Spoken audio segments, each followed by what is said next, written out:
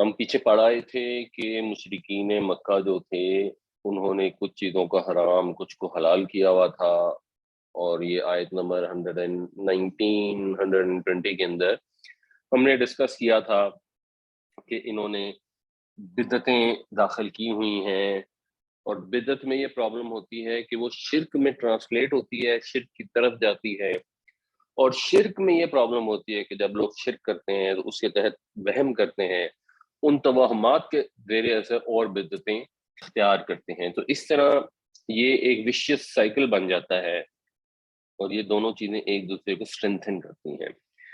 تو اب وہ پیچھے والے سلسلہ کلام سے بات واپس وہیں آ رہی ہے، اور اگر آپ غور کریں تو سورہ مائدہ میں بھی مضمون تھا جس میں ایک فوکس کیا جا رہا ہے کہ جو ہم جانوروں میں سے جو چیزیں کھاتے ہیں ان میں جو حرام حلال ہے اس میں کیسی کیسی بدعتیں پیدا کی گئیں مشرکین مکہ کے زمانے میں، اور نوٹس ہم نے یہ کرنا ہے، اور ہم نے یہ کرنا ہے کہ ہمارے ہاں بھی ویسی بدعتیں تو نہیں ہو رہی، یا اور کوئی دوسری بدعتیں تو نہیں ہو رہی، اور کیسے ہم اس سے بچ سکتے ہیں اس کو مد نظر رکھتے ہوئے۔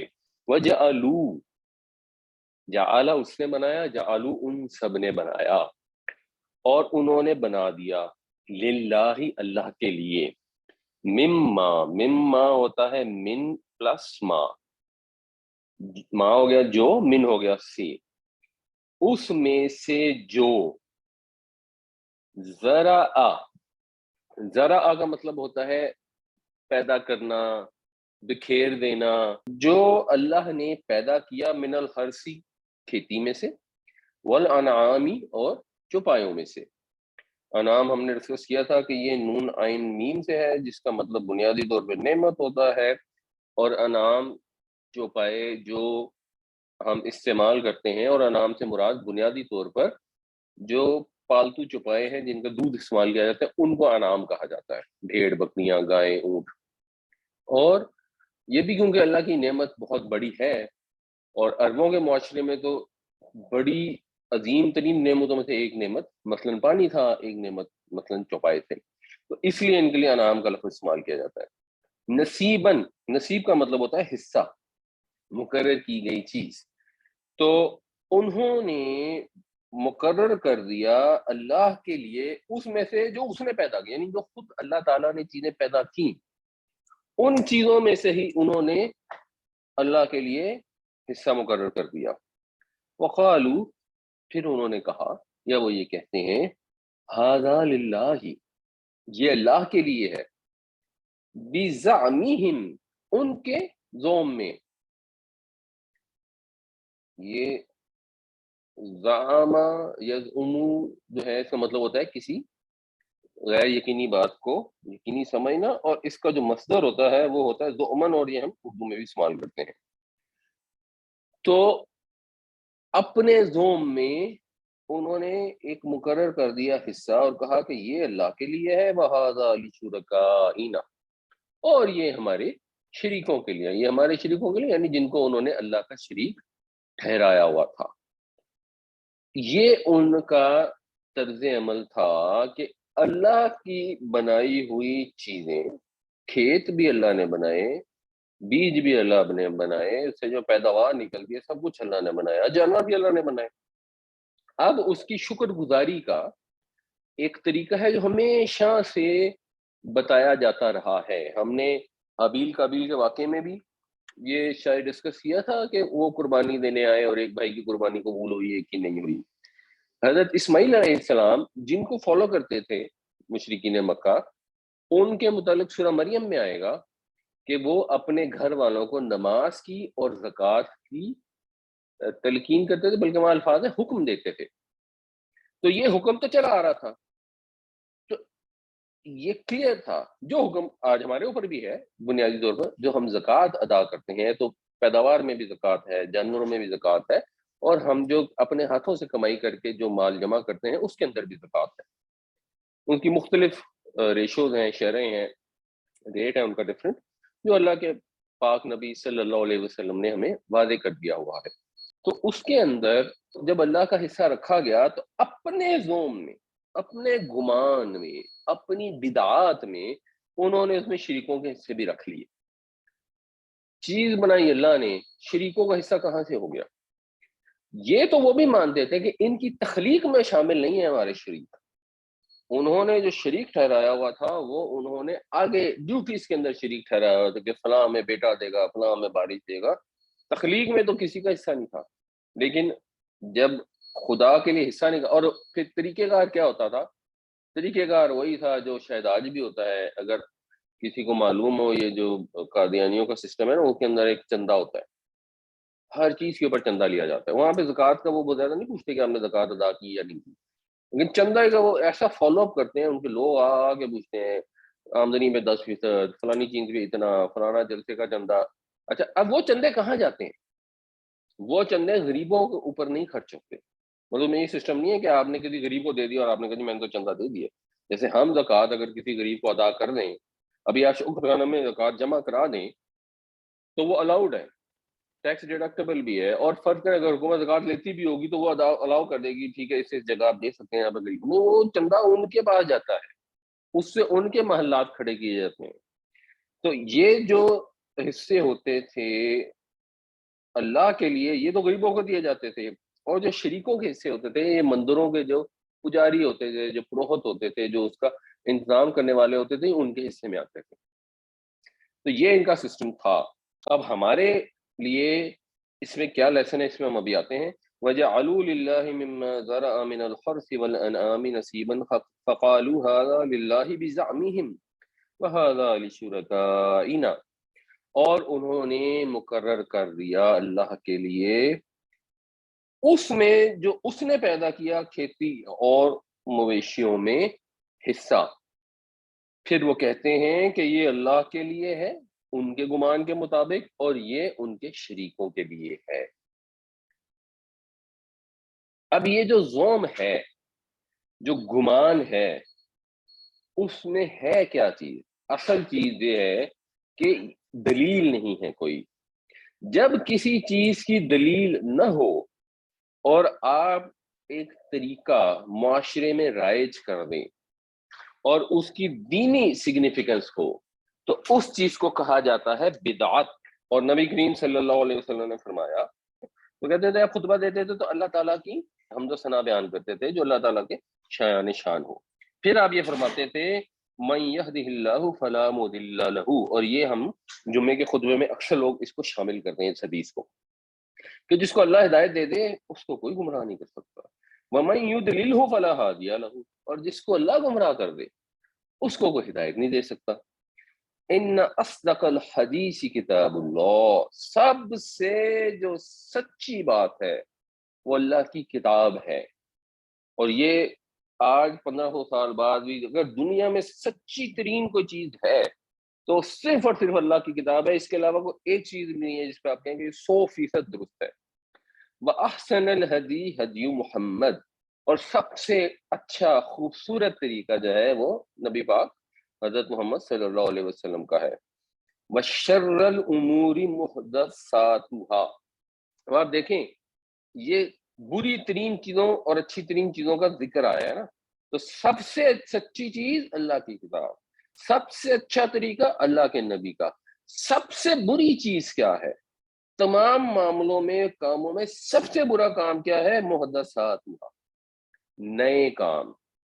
حادثہ ہوتا ہے نا، جیسے ایک دم کوئی چیز ہو جائے، کوئی نئی چیز ہو جائے جو پہلے سے نہ ہو، تو یہ جو نئی چیزیں بنائی جاتی ہیں، وہ چاہے عید میلاد النبی ہے، چاہے ہر نماز کے بعد میں دعا کرنا ہے، چاہے کل کرنے ہیں، جو چیز بھی ایسی نئی کی جاتی ہے جس کی دینی سگنیفیکنس ہوتی ہے، جس کو دین کے ساتھ اٹیچ کیا جاتا ہے اور کچھ عرصے بعد وہ دین کا حصہ بن جاتا ہے، وہ سب سے برے کام ہے۔ وہ سب سے برے کام اس لیے ہیں کہ اگر کوئی شخص چوری کرتا ہے تو لوگوں کو پتا ہے کہ یہ تو برا کام ہے، چوری بہت برا کام ہے، قتل بہت برا کام ہے، بٹ پیپل نو اٹ۔ جب آپ بدعتیں دین میں داخل کر دیتے ہیں تو دین کا حلیہ بگڑ جاتا ہے، پھر آپ کو یہ پتہ نہیں چلتا کہ یہ بری چیز ہے یہ اچھی چیز ہے، اور ایکچولی لوگ اس کو اچھا سمجھ کر فالو کر رہے ہوتے ہیں، اس کو نیکی کا کام سمجھ کے کر رہے ہوتے ہیں۔ تو اب ان کو تو کوئی سمجھا بھی نہیں سکتا، ان کو تو تبلیغ بھی نہیں کی جا سکتی، یہ جو مشرکوں کی بدعتوں کا یہاں پر ذکر آ رہا ہے کہ وہ صائبہ اور حام اور وغیرہ وغیرہ جو انہوں نے بنائے ہوئے تھے، ان کو تو ایک مذہبی تقدس حاصل تھا. بالکل اسی طرح ہمارے یہاں اگر کل ہوتے ہیں، اگر کوئی 11ویں شریف ہوتی ہے یا جو بھی بدعتیں ہوتی ہیں، واٹ ایور ایگزیکٹلی کون سی بدعت ہے کون سی نہیں ہے، وہ تو آپ خود دیکھ کے اندازہ لگا سکتے ہیں، اور ہر انسان نے فیصلہ خود کرنا ہے کہ ہاں جی یہ بدعت کی ڈیفینیشن میں آتی ہے یا نہیں آتی ہے. لوگ اس کو اچھا سمجھ کے کرتے ہیں، اور جب اس کو اچھا سمجھ کے کرتے ہیں تو جو دین نے اصل کام بتائے ہوئے ہیں وہ رہ جاتے ہیں، یا ان میں سے کئی کام اس کے اگینسٹ ہوتے ہیں، یا دین نے جو کام بتائے ہوتے ہیں ان کو بھی آپ کنفیوز کر دیتے ہیں، ان کا حلیہ بگاڑ دیتے ہیں اور اصل روح کو پامال کر دیتے ہیں. انسان کو اللہ تعالیٰ نے ایک طریقہ کار بتایا کہ جب بھی تمہیں کوئی خوشی ملے تم نے اللہ کی راہ میں خرچ کرنا ہے، اس میں اپنے اوپر بھی کرو اور لوگوں پہ بھی کرو. یہ ایک سمپل سادہ طریقہ ہے. رمضان ختم ہوا، عید آئی تو آپ نے پہلے فطرانہ دینا ہے، وہ تو دینا ہی غریبوں کو ہوتا ہے. قربانی کی دوسری عید ہے تو آپ نے قربانی کی نہیں ہے، ٹھیک ہے آپ خود بھی کھائیں، غریبوں کو بھی کھلائیں. آپ کو اللہ نے اولاد دے دی، آپ فٹ اس کے اوپر عقیقہ کریں، 1 یا 2 بکرے ذبح کریں، خود بھی کھائیں، غریبوں کو بھی دیں. یعنی اس میں اجازت ہوتی ہے قربانی کو سارے کا سارا ہم نے رکھنا ہے تو رکھ لیں، وہ اب قانون کے لحاظ سے تو اجازت ہے، لیکن دین کی روح کے لحاظ سے خود بھی کھائیں، دوستوں کو بھی کھلائیں، رشتے داروں کو دیں اور غریبوں کو بھی دیں. یعنی آپ نے جب بھی اللہ کو خوشی دیتا ہے آپ نے غریبوں کو شامل کرنا ہوتا ہے. یہی ولیمے کا کانسیپٹ ہے. حضرت علی کا ولیمہ ہوا، انہوں نے ایک بھیڑ میں بہت سارے شلجم ڈال کے دیگ پکائی، اس کو مسجد نبوی کے باہر رکھ دیا. ہر مدینے کے امیر نے بھی کھایا، غریب نے بھی کھایا. یہ خوشی منانے کا طریقہ ہے. ہمارے یہاں ولیمے ہوتے ہیں تو اس کے اندر غریب شامل نہیں ہوتے، تو اس کو ٹھیک کرنے کی ضرورت ہے. لیکن بہرحال ولیمہ ہے جائز اور مسنون. تو بدعت کیا ہوتی ہے کہ یا تو آپ جائز اور مسنون کام کا حلیہ بگاڑ دیں، اور یا یہ کہ نئی چیزیں ایجاد کر لیں جن کا دین میں کوئی ثبوت ہی نہ ہو، جن کا دین میں کوئی دلیل ہی نہ ہو. تو اب ایشو یہ ہے کہ مثال کے طور پہ شب برات کی کوئی ضعیف حدیث مل گئی اور کسی نے شب برات کر لی، تو ہم کہیں گے کہ بس ٹھیک ہے کوئی بات نہیں. لیکن جس کی کوئی سند نہیں ہے اس کو اگر آپ شروع کر دیں اور معاشرے میں رائج کر دیں، نہ کہ یہ کہ کوئی انتظامی امور ہوں.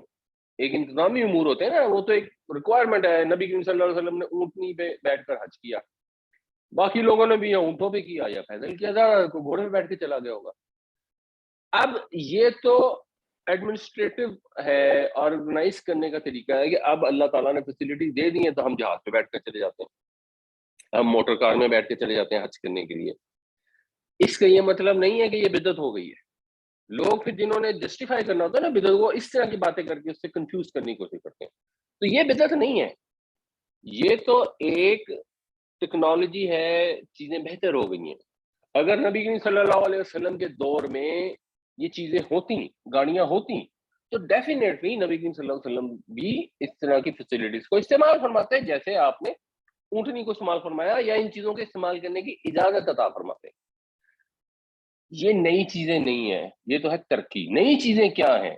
نئی چیزیں یہ ہیں کہ جو نماز ہم نبی کریم صلی اللہ علیہ وسلم کے دور میں پڑھتے تھے، آج آپ نے اس کو لاؤڈ اسپیکر پڑھ لی، ٹھیک ہے یہ ٹیکنالوجی آ گئی. اس زمانے میں اگر ایک تھوڑی سی اونچی جگہ پہ کھڑے ہو کر اذان دی جاتی تھی، ہم زیادہ اونچے چلے گئے، ہم نے اس کے لیے بھی لاؤڈ اسپیکر لگا لیا، چلیے وہ بھی ٹھیک ہے. وہاں پہ کچا فرش تھا، مٹی تھی، آپ نے سنگ مرمر بچھا لیے، چلو وہ بھی ٹھیک ہے. مگر آپ کی نماز 4 فرض تھی اگر ظہر کی، اور آج ہم 6 کرنے شروع کر دیں، یا اس سے پہلے لازمی کو ایڈیشنل نماز ایڈ کر لیں، یا نماز کے اندر 2 رکوع بڑھا لیں، یا نماز سے پہلے اور بعد میں چیزیں ایڈ کر لیں. جیسے یہ مثلا اجتماعی دعا لازمی کر لی گئی کہ ہر وقت ہر مولوی صاحب نے ضرور دعا کرانی ہوتی ہے، اور لوگ سمجھتے ہیں دین کا حصہ ہے، نہ کرائیں تو لوگ سمجھتے ہیں کہ شاید نماز ہی نہیں ہوئی. تو یہ بدعتیں ہیں. اور بدعت کیا چیز ہے؟ یہ شر الامور ہے، وہ سب سے بری چیز ہے نئے طریقے ایجاد کرنا. وَكُلَّ مُحْدَثَةٍ بِدْعَةٍ، اور ہر نیا طریقہ بدعت ہے. وَكُلَّ بِدْعَةٍ ضَلَالَةٍ، اور ہر بدعت گمراہی ہے. وَكُلَّ ضَلَالَةٍ فِي النَّارِ، اور ہر گمراہی جہنم میں لے جانے والی ہے. تو یہ نبی کریم صلی اللہ علیہ وسلم نے واضح طور پہ ہمیں ایکسپلین کیا، اور ہمیں اس پہ بڑا کلیئر ہونا چاہیے. اس کو جسٹیفائی نہیں کرنا چاہیے. کہ اچھا جی حضور یہ کام نہیں کرتے تھے تو آج ہم نے شروع کر دیا، ہم اس کو اس طرح سے جسٹیفائی کر لیتے ہیں، اس طرح سے جسٹیفائی کر لیتے ہیں، نہیں کرنا چاہیے انلیس کہ اس کے پروف ملتے ہوں۔ مثلا شب برات کی کوئی عبادتیں نہیں ملتی، لیکن اگر کسی نے کوئی ضعیف حدیث ڈھونڈ نکال لی تو چلو اس کو تو آپ چھوڑ دیں۔ بہتر طریقہ تو یہ ہے کہ وہ جو قرآن سے صحیح حدیث سے چیزیں ثابت ہے ان کے اوپر فوکس کیا جائے۔ بہتر طریقہ ہے کہ انڈیویجولی آپ نے جو دل چاہتا کریں، اس میں کوئی ایشو نہیں۔ ایک آدمی ہے کوئی میٹنگ کرنے سے پہلے وہ کہتا ہے جی میں سورہ فاتحہ پڑھتا ہوں، اس سے مجھے تسلی ہوتی ہے، میرا ذرا اسٹرانگ ہو جاتا ہوں، چیزیں آسان ہو جاتی، ضرور پڑھ، کوئی مسئلہ نہیں۔ لیکن وہ ایک صاحب تھے، وہ جب ملتے تھے تو کہتے تھے سب لوگ سورہ فاتحہ پڑھ لیں۔ اب یہ جو سب لوگ سورہ فاتحہ پڑھ لیں نا، یہاں سے پرابلم کریٹ ہو جاتی ہے، لوگ پڑھنا شروع کر دیں گے، کچھ عرصے بعد اگلی نسل آئے گی تو اس کے اندر یہ سمجھا جائے گا کہ یہ کسی حدیث سے ہے، لوگ زیوم کریں گے کہ جی جب بھی آپ نے کوئی کام شروع کرنا ہے یا میٹنگ کرنی ہے تو سورہ فاتحہ کریں۔ جیسے ہمارے یہاں تو اس کے لیے لفظ ہی فاتحہ استعمال کیا جاتا ہے، ہماری برادری میں تو جب کسی ملتا ہے کہتے ہیں فاتحہ پڑھ لو، یعنی وہ فاتحہ کو فاتحہ کہتے ہیں، اس میں کیا ہوتا ہے کہ ایک دفعہ الحمد شریف اور 3 دفعہ قل ہو اللہ پڑھ لے۔ اب یہ کہاں، یہ کہیں بھی نہیں ہے، اور یہ اتنا پاپولر ہے کوئی حساب ہی نہیں۔ تو خود سے آپ نے پڑھنی ہے، آپ ضرور پڑھیں۔ آپ نے کسی 14ویں سورت کی 56ویں آیت پڑھنی ہے، آپ کو اچھی لگی، آپ روز پڑھ رہے ہیں، صبح پڑھ رہے ہیں، آپ ضرور پڑھیں۔ آپ نے نماز کے اندر وہ کوئی 4 آیتیں مخصوص کر لیں کہ چلے میں یہ فلاں نماز میں یہ پڑھا کروں گا، آپ ضرور پڑھیں۔ آپ نے کوئی دعا رکوع میں گئے تو آپ کو یہ دعا اچھی لگی، آپ نے وہ بھی ضرور کریں۔ لوگوں میں وہ دعا پھیلائیں جس کو اللہ کے نبی صلی اللہ علیہ وسلم کی سند حاصل ہو۔ اگر ہم رکوع سے کھڑے ہوتے ہیں اور ہم کہتے ہیں ربنا ولک الحمد، اور اس کے بعد ایک دعا ہے لمبی، وہ کسی صحابی نے پڑھی، حضور نے اس کو پروف کر دیا، ٹھیک ہے، وہ آپ پھیلا سکتے ہیں۔ آپ کو خود سے کوئی چیز پسند ہے، اس کو قطعاً ایڈ نہ کریں، کیونکہ یہ معمولی چیز نہیں ہے، یہ اتنی خطرناک چیز ہے کہ ہر بدعت جو ہے وہ گمراہی ہے، اور ہر گمراہی آگ میں لے کے جائے گی۔ اس چیز پہ بالکل کلیئر ہونا چاہیے۔ اور ان آیتوں میں آپ دیکھیں گے کہ حضرت ابراہیم، حضرت اسماعیل علیہ السلام کے زمانے سے دین آیا تھا، ان کے پاس تو صحیح دین موجود تھا، اس طرح کی بدعتیں آہستہ آہستہ ایڈ ہوتی گئیں، ان کو وہ جسٹیفائی کرتے گئے اور وہ پھر شرک کے اندر کنورٹ ہو گئی۔ حضرت نوح علیہ السلام کے بعد جب شرک شروع ہوا تو کیا ہوا؟ انہوں نے بزرگوں کو بیٹھ کے یاد کرنا شروع کر دیا۔ اب بزرگوں کو بیٹھ کے یاد کرنا دین کا کوئی طریقہ تھا ہی نہیں، لیکن اس کو جسٹیفائی کر لیا جی اس میں حرج کیا ہے، وہ نیک بزرگ تھے، ان کی ہم اچھی باتیں یاد کریں، اچھا جی ٹھیک ہے۔ اس کے بعد ان کو یاد کرنا شروع کر دیا تو ان کی کوئی تصویریں سامنے رکھنی شروع کر دی۔ اب یہ بھی کوئی دین کا طریقہ نہیں تھا، اور اس کے اندر دینی تقدس آنا شروع ہو گیا۔ کرتے کرتے 1 سال 2 سال میں بدعت جو ہے وہ شرک میں، گمراہی میں کنورٹ نہیں ہوتی، وہ بعد اوقات نسلیں لگ جاتی ہیں، لیکن ان نسلوں کے بعد لوگوں کو پتہ ہی نہیں لگتا، دین کنفیوز ہو جاتا ہے۔ تو اس چیز کو بہت غور سے سمجھنا چاہیے۔ آج ہمارے یہاں جو بدعتیں پھیلی ہوئی ہیں، اگر آپ صحیح حدیثوں کا آپ کو انفارمیشن نہ ہو، یا جو فقہ کی اوریجنل کتابیں آپ کو موجود نہ ہو جو دوسری صدی میں مثلا لکھی گئی، تو آپ ادروائز آپ کو سمجھ نہیں آ سکتی کہ یہ بدعت ہے اور نہیں۔ شکر ہے ان حدیث کے کمپائل کرنے والوں کی بھی مہربانی، اللہ تعالیٰ ان کو جزا عطا فرمائے، جنہوں نے صحیح اور ضعیف اور غلط حدیثوں کو علیحدہ علیحدہ کر کے ہمیں بتا دیا، اور ہم یہ سمجھ سکتے ہیں کہ کون سی چیز صحیح ہے، نبی کریم صلی اللہ علیہ وسلم کا طریقہ ہے، اسی کو فالو کریں، اسی کو رائج کریں، اور یہ یقین رکھیں کہ اللہ کے نبی صلی اللہ علیہ وسلم کے جو اذکار ہیں، جو طریقے ہیں، وہ بہت زیادہ ہیں۔ آپ کو مستعار لیے ہوئے، خود سے گھڑے ہوئے اذکار معاشرے میں پھیلانے کی ضرورت نہیں ہے۔ اگر آپ نے پھیلانا ہے تو حضور صبح اٹھ کے بھی دعا کرتے تھے، رات کو وہی بتا دیں لوگوں کو، وہی کہہ دیں کہ بھئی یہ پڑھ لو، اپنی طرف سے گھڑ گھڑ کے کیوں لوگوں کو بتاتے ہیں؟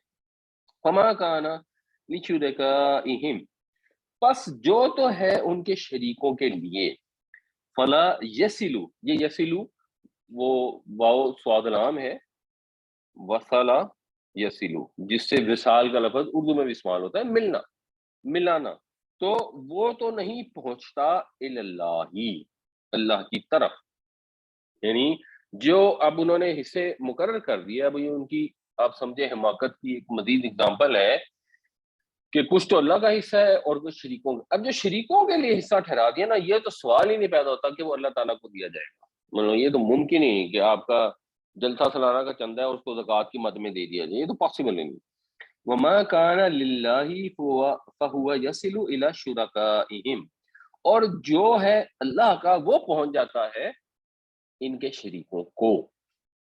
مطلب اگر کوئی کہ یہ بکری بت کے لیے ہے، یہ بکری اللہ کے لیے، بت والی بکری مر گئی، اب وہ کیا کریں گے کہ جو اللہ کی لیے بکری رکھی تھی نا وہ بت کے نام پہ ذبح کر دیں کہ چلو، اور اس کی دلیل یہ دیں گے کہ اللہ تو غنی ہے، اللہ کو کیا پرواہ ہے، یہ جو شریک ہیں یہ تو مخلوق ہے، مانتے تو کوئی مخلوق تھے، تو ان کے اگر کمی بیشی ہوگی تو ناراض ہو جائیں گے، یہ تو غضب ناک ہو جائیں گے. اللہ تو معاف کرنے والا ہے، اللہ تو بخشنے والا ہے.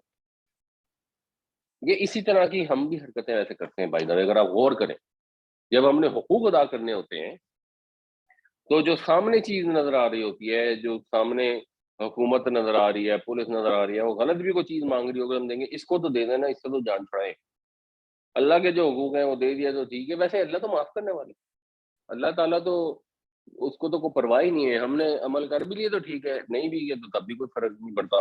اب اگر خدا کے لیے انہوں نے کوئی بکری رکھی ہوتی تھی اور وہ مر جاتی تھی تو یہ نہیں ممکن تھا کہ شریکوں کی بکری لا کے خدا کے نام پہ ذبح کر دی جائے. کیوں؟ کیونکہ کانسیپٹ یہ ہوتا تھا کہ یہ جو بھی ہمیں ملنا ہے وہ ہمارے شریکوں نے اللہ سے لے کے دینا ہے. آپ نے واسطہ کریٹ کر لیا نا، اللہ کی راہ میں ایک واسطہ کریٹ کر لیا کہ اللہ سے تعلق جو قائم کرنا ہے، اس کے اندر ہمارے پاس یہ ہیں ہمارے بزرگ جنہوں نے ہم تک وہاں پہنچانا ہے. تو اب اگر اللہ کو آپ نے جو اس کے راہ میں خرچ کرنا تھا، غریبوں کو دینا تھا، وہ نہیں بھی دیا، تو بتوں کو دے دیا، بزرگوں کو دے دیا، بابا جی کو دے دیا، تو اب وہ اللہ سے خود ہی منا لیں گے اللہ کو، کیونکہ وہ تو اللہ کے پیارے ہیں. ان کو اگر نہ پہنچا، ہم نے غریبوں پہ تو خرچ کر دیا بٹ بابا جی کو نہیں دیا، تو پھر ان کو کون منائے گا؟ جب آپ شرک میں مبتلا ہوتے ہیں تو پھر اس طرح کی مزید حماقتیں آپ کے ہاں پیدا ہو جاتی ہیں. اس کی مثال دی جا رہی ہے کہ خالق کائنات وہ اگر کہیں گرفت سے ڈرنا چاہیے تو خدا کی گرفت سے ڈرنا چاہیے نا. جو بھی آپ نے ایک جھوٹا موٹا دین بنا لیا اور لوگوں کو خدا کا شریک بھی بنا لیا، تو ڈرنا تو خدا سے چاہیے، اس کے شریکوں سے ڈر رہے ہیں جو مخلوق ہے. سا ما یحکمون، کتنا برا ہے جو یہ فیصلہ کرتے ہیں، یعنی کتنی illogical بات ہے، کتنے اسٹوپڈ ہے یہ لوگ. فما كان لشركائهم فلا يصل الى الله وما كان لله فهو يصل الى شركائهم ساء ما يحكمون. تو جو کچھ تو ہے ان کے شریکوں کا وہ تو نہیں پہنچ سکتا اللہ کی طرف، اور جو ہے اللہ کے لیے وہ پہنچ جاتا ہے ان کے شریکوں کو. کیا ہی برا فیصلہ ہے جو یہ کرتے ہیں. وَكَذَلِكَ زَيَّنَ لِكَثِيرٍ مِّنَ الْمُشْرِكِينَ، اور اسی طرح زینہ کا ویسے تو مطلب ہے اس نے مزین کر دیا ہے، اس نے خوشنما بنا دیا ہے. اب یہ اس نے کون ہے یہ آگے آئے گا. لِكَثِيرٍ مِّنَ الْمُشْرِكِينَ، مشرکین میں سے اکثر کو، بہت ساروں کو، اسی طرح جیسے یہ بدعتیں ہوئیں. اب بدعتوں میں جو ایکسٹریم بدعت ہوئی وہاں تک پہنچے ہیں. قتل اولادہم، ان کی اولاد کے قتل کرنے کو. شرکاؤہم، اب یہاں پہ آیا ہے شرکاؤہم، اس کے اوپر پیش ہے یعنی رفع ہے، تو اس کا مطلب ہے یہ اس زینہ کا فاعل ہے. تو اسی طرح خوشنما بنا دیا مشرکین میں سے اکثر کے لیے ان کے شریکوں نے اولاد کے قتل کو، ان کی اولاد کے قتل کو. یہ کیا بنا دیا؟ ایک تو مشرکین کے ہاں یہ رواج پڑ چکا تھا کہ وہ بیٹیاں پیدا ہوتی تھیں تو ان کو دفن کر دیتے تھے، یہ قتل کرتے تھے. ہاں یہ بھی ایک چیز تھی. اس کے علاوہ بھی ہوں گی، جیسے آپ پڑھتے ہوں گے کبھی کبھار کہ ہندوستان میں وہ کالی ماتا کے لیے قربانیاں دیتے ہیں، کسی اور بت کے نام پہ قربانیاں دیتے ہیں. ہمارے یہاں بھی بعض اوقات کوئی یہ جو جھوٹے پیر ہوتے ہیں ان کے کہنے پہ لوگ جو ہیں کسی کو قتل کر دیتے ہیں. بعض اوقات اپنے بچوں کا بھی یہ بھی 2-4 سال میں ایک آدھ خبر اس طرح کی آ جاتی ہے. تو اس حد تک پھر انسان توہمات کے اندر پھنس جاتا ہے کہ ایسے کبھی اعمال کرنے کے اوپر بھی تیار ہو جاتا ہے کہ انہوں نے اپنے شریکوں کی خاطر اپنی اولادوں کو قتل کرنا شروع کر دیتے ہیں. لیوردوہم، یہ لیوردو جو ہے ردیہ یردا کا مطلب ہوتا ہے تباہ ہونا، گھڑے میں گرنا. اس سے ایک وہ متردیہ کا لفظ بھی استعمال ہوا تھا جب ہم جانوروں کی بات ہو رہی تھی کہ فلاں جانور حرام ہے. تو اس سے پھر باب فعال بنے گا اردا یردی، کسی کو ہلاک کرنا، کسی کو گڑھے میں پھینکنا. تو لی یردو ہو جائے گا اس لیے کہ وہ ہلاک کرے ہم ان کو، ولی یلبسوا علیہم دینہم. اور لباسا کا مطلب بھی ہوتا ہے لباسا یلبسو کا خلط ملط کرنا، یہ بھی سورہ بقرہ کے شروع میں بھی استعمال ہوا تھا. اور خلط ملط کرنے، کنفیوز کرنے ان پر ان کے دین کو. یعنی جب یہ بدعتیں داخل ہوتی ہیں اور یہ اعمال خوشنما بنا دیے جاتے ہیں، ایون ایسے اعمال کہ اپنی اولاد تک کو قتل کر دیں، یہ بھی خوشنما بنا دیے جاتے ہیں، تو وہ لوگ یہ نہیں کرتے کہ یہ بہت برا کام ہے اور برا کام، وہ اس کو دینی جذبے سے کرتے ہیں. کیونکہ انہوں نے جو خدا کے ساتھ شریک ٹھہرائے ہوتے ہیں، یا ہمارے اگر کسی نے پیر فقیر کو اپنا داتا بنایا ہوتا ہے تو وہ دینی جذبے سے بنایا ہوتا ہے، جس کا رزلٹ یہ ہوتا ہے کہ ان کا دین جو ہے ان کے اوپر بالکل خلط ملط ہو جائے. اصل صحیح دین اور بدعت میں تمیز ہی باقی نہیں رہتی، اور بے شمار لوگوں کو تمیز نہیں ہے اس کی. اور ایک بہت بڑی تعداد ہے جو ان بدعتوں کو جسٹیفائی کرنے کی کوشش کرتی ہے. کیوں کرنے کی کوشش کرتی ہے؟ کیونکہ بس ان کے مسلک میں چلی آ رہی ہوتی ہے تو بس اس کو جسٹیفائی کرتے ہیں. یہ سب سے بڑا پرابلم ہوتا ہے کہ آپ نے اپنے باپ دادا کو جس مسلک پہ پایا آپ اس کو جسٹیفائی کرتے ہیں. اگر آپ یہ کرتے ہیں تو پھر آپ میں اور مکے کے مشرکوں میں کوئی فرق نہیں. وہ بھی تو یہی کہتے تھے کہ ہم نے اپنے باپ دادا کو اس دین پہ پایا تو یہی صحیح دین ہے، یہی ابراہیم کا دین ہے، جس کو قرآن شریف بار بار واضح کر رہا ہے کہ ابراہیم کا دین ہے. تو بتاؤ اس کی دلیل کہاں پر ہے؟ لے کے آؤ کوئی دلیل. جیسے عیسائیوں کو معلوم ہے، کتنی انٹرسٹنگ چیز ہے، ان کو پتا ہے کہ اس وقت جو ان کا پریویلنٹ ریلیجن ہے وہ پال نے دیا ہوا ہے، وہ حضرت عیسیٰ علیہ السلام کا نہیں ہے. وہ کتابیں جو حضرت عیسیٰ علیہ السلام سے متعلق زیادہ اوتھینٹک ہیں، وہ بھی ان کو پتا ہے کہ یہ زیادہ اوتھینٹک ہے. اور ان کو پتا ہے کہ یہ چیزیں پال نے ایڈ کی ہیں، اور پال نے یہ کہانی بنائی تھی کہ میں وہاں پہ جا رہا تھا اور مجھے ہولی گھوسٹ نظر آیا اور اس نے مجھے یہ چیزیں بتائی جب حضرت عیسیٰ علیہ السلام آسمان پر جا چکے تھے. مگر اس کے اوپر انہوں نے دین قائم کر لیا، حالانکہ ان کو پتا کہ یہ تو دین بالکل ہی بدعت ہے. اسی طرح مشرکین مکہ کو اندازہ تھا. ایک آدمی تھا عمر بن سم تھنگ یا امر بن سم تھنگ، تو اس کا انہیں پتا تھا کہ اس نے آ کے یہ بتوں کی پوجا کا یہاں پہ رواج ڈالا ہے.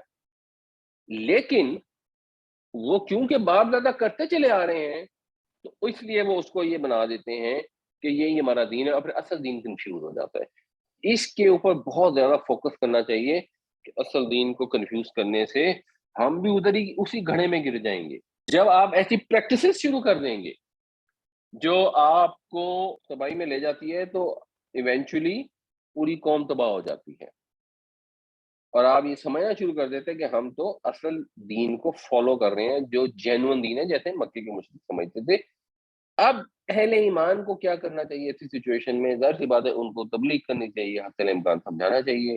لیکن اگر وہ ڈیٹوں کی طرح اڑے رہیں، اور یہ جیسے ہم نے پیچھے بھی ڈسکس کیا تھا نا، جہاں پہ آیا تھا کہ تم اپنے جگہ پر جو عمل کرنا ہے اپنے طریقے پہ چلو، میں اپنے طریقے پہ چلتا ہوں. اب یہ وہی والی بات ایک دوسرے طریقے سے آ رہی ہے.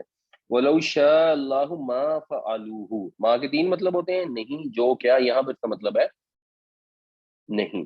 اگر اللہ چاہتا تو وہ ایسا نہ کرتے. یہ جو انہوں نے شرک، بدعتیں، یہ حرکتیں، اولاد کو قتل کرنا وغیرہ تک شروع کر دیا، ایسا نہ کرتے. تو مطلب یہ کہ اللہ کی یہ سنت ہے کہ اگر کوئی بات سننے کو تیار نہیں ہے، اپنے بنائے ہوئے من گھڑت فتنوں کے اندر رہنا چاہتا ہے، ان کو رہنے دو. تم زبردستی ان کو راستے پہ نہیں لا سکتے. اللہ تعالیٰ نے دنیا میں باطل کو مہلت دی ہے. جو باطل پہ جمے رہنا چاہتے ہیں اللہ تعالیٰ ان کو باطل پہ چھوڑ دے گا. اس نے ہدایت دینے کے لیے کوئی زبردستی ہدایت نہیں دینی. اگر اس نے یہ کرنا ہوتا تو نبی بھیجنے کی ضرورت نہیں. اللہ تعالیٰ کو ایک سیکنڈ میں جس کو چاہے جو مرضی کر دے، تو کسی کی ضرورت ہی نہ ہوتی. جیسے قیامت والے دن جب ہم پہنچیں گے تو کسی کی ضرورت نہیں ہوگی اللہ کے حکم کے مقابلے میں آواز نکالنے کی. تو اللہ تعالیٰ یہاں پہ بھی کر دیتا، لیکن اللہ کا طریقہ نہیں ہے. فذرہم، پس آپ چھوڑ دیں ان کو، وما یفترون، اور اس چیز کو جو یہ گھڑ رہے ہیں، جو یہ جھوٹ بنا رہے ہیں، یعنی جو ان کے افطراء ہیں، جو ان کی بدعات ہیں، ان کو اسی میں پڑا رہنے دیں، ان کو چھوڑ دیں. وَكَذَلِكَ زَيَّنَ لِكَثِيرٍ مِّنَ الْمُشْرِكِينَ قَتْلَ أَوْلَادِهِمْ شُرَكَاؤُهُمْ لِيُرْدُوهُمْ وَلِيَلْبِسُوا عَلَيْهِمْ دِينَهُمْ وَلَوْ شَاءَ اللَّهُ مَا فَعَلُوهُ فَذَرْهُمْ وَمَا يَفْتَرُونَ، اور اسی طرح خوشنما بنا دیا اکثر مشرکوں کے لیے ان کی اولاد کے قتل کو ان کے شریکوں نے، تاکہ وہ تباہ کر دیں ان کو، اور تاکہ وہ کنفیوز کر دیں ان کے لیے ان کے دین کو، اور اگر اللہ چاہتا تو ایسا نہ کر پاتے، بس آپ ان کو چھوڑ دیں، ان کو اسی افتراء میں پڑے رہنے دیں۔ وقالو، اور وہ یہ کہتے ہیں، هذه انعام وحرث، یہ مویشی اور یہ کھیتی، ہجر، یہ ہجر ہیں۔ حجر یا حجرو کا مطلب ہوتا ہے سخت ہونا، ایک مصدر ہوتا ہے ہجرون اور ایک مصدر ہوتا ہے حجر۔ تو حجر ہوتا ہے ذرا سخت چیز کو کہتے ہیں، پھر پتھر بھی اسی سے لفظ بنتا ہے، اس کو ویسے کہتے ہیں حجر، حجر اسود ہوتا ہے۔ ہجر جو ہے اس کا مطلب ہوتا ہے کوئی ممانعت، یہاں یہ ہے آڑ کے معنوں میں، ممنوع کے معنوں میں، کہ یہ جو مویشی اور کھیتیاں ہیں یہ ممنوع ہیں، ان کو ایک سٹیٹس دے دیا جو ہم نے پیچھے ڈسکس کیا تھا نا، کہ یہ سام اور صاحبہ اور حام، یہ جو ہیں حام اور صاحبہ اور وسیلہ، ان کے اوپر سواری نہیں کر سکتے، یہ نہیں کر سکتے، اور ان کی پوری ڈیٹیل ہم نے ڈسکس کی تھی۔ تو یہ انہوں نے ممنوع بنا دیا کچھ جانوروں کو، کچھ کھیتیوں کو۔ کیوں؟ اس سے نا ذرا انٹرسٹ پیدا ہو جاتا ہے، آپ کو ایک فینٹیسی کریٹ ہو جاتی ہے۔ اگر آپ ہندوؤں کی کوئی میتھولوجی سنو نا، بڑی فینٹیسیز ہیں کہ یوں ہوا یوں ہوا یوں ہوا فلاں۔ اب جیسے گائے ہے تو گائے کو انہوں نے ماں بنا لیا، اب گائے کو ذبح کرنا منع کر دیا، تو ایک مشکل تو ان کو آ گئی کہ اس کو ذبح نہیں کر سکتے، لیکن ایک کنیکٹیوٹی پیدا ہو گئی، ایک انٹرٹینمنٹ ہو گئی۔ اب ہمارے ہاں جیسے اگر آپ نے کبھی نوٹس کیا ہو، وہ ایک امام حسین علیہ السلام کو جب شہید کیا گیا تو ان کا جو گھوڑا تھا، وہ گھوڑے کی شبی نکال کے اس کو نکالتے ہیں، اب اس کی شبی نکال کے اس کا جلوس بنانے کیا تک بنتی، اس سے ایک آپس میں کنیکشن پیدا ہوتا ہے، ایک ٹاپک ملتا ہے، ایک انٹرٹینمنٹ پیدا ہو جاتی ہے۔ ویسے تو دین بڑا سادہ سادہ سا ہے نا، دین میں ہے ہی کیا، اگر آپ اس نقطہ نظر سے دیکھیں، کھیل تماشا تو کوئی ہے نہیں، آپ نے سادگی اختیار کرنی ہے، اللہ کو یاد کرنا ہے، نماز پڑھنی ہے، روزہ رکھنا ہے، غریبوں کی مدد کرنی ہے، بس دین تو سادہ سادہ ہے، یہ تو جھوٹ نہیں بولنا، بدتمیزی نہیں کرنی، حسن سلوک کرنا ہے، برداشت کرنا ہے، صبر کرنا ہے۔ یہ کتنی بورنگ قسم کی چیزیں ہیں، اگر آپ نعوذ باللہ سوچیں دنیاوی لحاظ سے، نہ اس میں کوئی کھیل تماشا ہے، نہ ڈانس ہے، نہ گانے ہیں، کچھ ہے ہی نہیں۔ لیکن جب آپ اس طرح کی ایکٹیویٹیز کرتے ہیں تو انٹرٹینمنٹ پیدا ہوتی ہے، لوگوں کا دل لگا رہتا ہے، تو چلے جی جلوس نکل رہا ہے، اس کے اوپر دودھ ڈال رہے ہیں، اس کے اوپر چادریں چڑھا رہے ہیں، وہ لے کے نکل رہے ہیں، سارے لوگ جاؤ تھین کرتے ساتھ جا رہے ہیں، تو کتنا ماحول بن جاتا ہے۔ تو یہ بھی اسی طرح کی چیزیں تھیں، اس طرح ماحول بنتا تھا کہ اچھا جی یہ والا جانور ہے، اس پہ چڑھنا نہیں ہے، اس کو ذبح نہیں کرنا، اگر اس کو ذبح کریں گے تو اس کو فلاں کھائے گا، فلاں نہیں کھائے گا۔ لا یطعمها الا من نشاء، اس کو نہیں کھا سکتے مگر وہ جن کو ہم چاہیں، یعنی کچھ لوگ کھائیں گے کچھ نہیں کھائیں گے، وہ آگے اس کی ڈیٹیل آ بھی رہی ہے کہ یہ فلاں جانور ہے، اس کو مرد نہیں کھا سکتے، تو فلاں ہے اس کو عورتیں نہیں کھا سکتی، اور اگر ان میں سے کوئی بچہ پیدا ہو گیا ہے اور وہ زندہ ہے تو وہ فلاں نہیں کھا سکتا، اگر مردہ ہے تو سارے کھا سکتے ہیں۔ اس طرح کی انہوں نے ایک وہ پہلیاں سی ڈالی ہوتی تھی، اس سے ہوتا کیا تھا، سٹوری ٹیلنگ ہوتی تھی، مزہ آتا تھا، انٹرٹینمنٹ ہوتی تھی۔ وَأَنْعَامٌ حُرِّمَتْ ظُهُورُهَا، اور یہ مویشی ہیں جن کی پیٹھیں حرام کر دی گئی، یعنی مطلب ان پہ سواری نہیں کر سکتے۔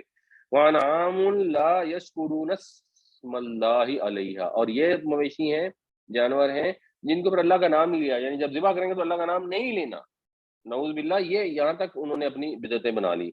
افتراء علیہ، اس پر جھوٹ باندھتے ہوئے، یعنی اللہ کے اوپر جھوٹ باندھ کے کہ ہم نے اللہ کا نام نہیں لینا، یہ چیز بنا دی جو دین کے بالکل الٹ اور خلاف ہے۔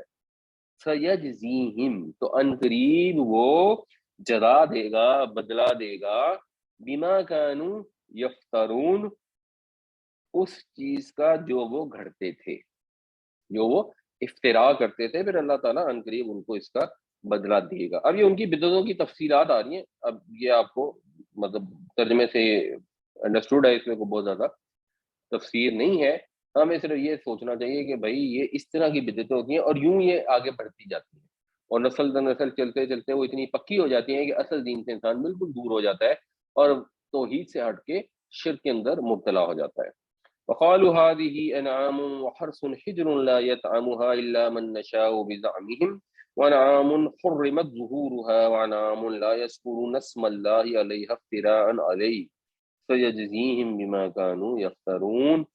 اور وہ یہ کہتے ہیں کہ یہ چوپائے اور یہ کھیتیاں، مطلب فلاں فلاں چوپائے اور فلاں فلاں کھیتیاں یہ ممنوع ہیں، ان کو نہیں کھا سکتے مگر وہ جن کو ہم چاہیں اپنے گمان کے مطابق، اور یہ چوپائے ہیں ان کی پیٹھیں حرام ہیں، مطلب ان میں سواری نہیں کر سکتے، اور یہ چوپائے ہیں جن کے اوپر اللہ کا نام نہیں لیتے محض اس پر جھوٹ باندھتے ہوئے، تو وہ عنقریب ان کو بدلہ دے گا ان کے اس افتراء کا، اس جھوٹ کا۔ وقالو، اور وہ کہتے ہیں، ما فی بطون هذه الانعام، جو ہے ان مویشیوں کے چوپایوں کے پیٹ میں، خالصۃ لذکورنا، وہ خالص ہے ہمارے مردوں کے لیے، مذکر یعنی ذکر جو ہے یہ مرد کو کہتے ہیں، تو اسی سے اردو میں مذکر اور مؤنث آتا ہے۔ اگر کوئی جانور ذبح کیا، اس کے پیٹ میں سے بچہ نکلا ہے، تو اب اس کو کہیں گے کہ یہ صرف مرد کھا سکتے ہیں، عورتیں نہیں کھا سکتی۔ کیوں نہیں کھا سکتی؟ بس ایسے ہی انٹرٹینمنٹ ہے، کیا بات انتہائی اللاجیکل بے وجہ کی بات، کیوں نہیں کھا سکتی بھائی؟ سیم جانور ہے، اگر وہ حرام ہے یا حلال ہے تو مردوں کے لیے بھی حرام حلال ہوگا، عورتوں کے لیے بھی ہوگا، ایک ہی چیز ہوگی نا دونوں کے لیے۔ وہ محرم علی ازواجنا، اور ہماری عورتوں کے اوپر، ہماری بیویوں کے اوپر، عورتوں کے اوپر یہ حرام ہے۔ وہ ان یکن میتتن، یہ یکونو تھا ان کی وجہ سے یکن ہو گیا، اور اگر وہ ہو مردہ، یعنی جو بچہ اس کے پیٹ میں تھا جب جانوروں کو ذبح کیا تو دیکھا بچہ زندہ نہیں تھا، مردہ تھا، فہم فیہ شرکا، تو وہ اس میں شریک ہیں، یعنی پھر سب کھا سکتے ہیں۔ اب یہ ایک ان کی مثال، اور یہ کامن تھی، اور یہ قرآن شریف میں مثالیں بھی اس طرح کی اور بھی بہت ساری ان کے یہاں بدعتیں اور بہت سارے اس طرح کے توہمات اور جھوٹ گھڑے ہوئے ہوں گے۔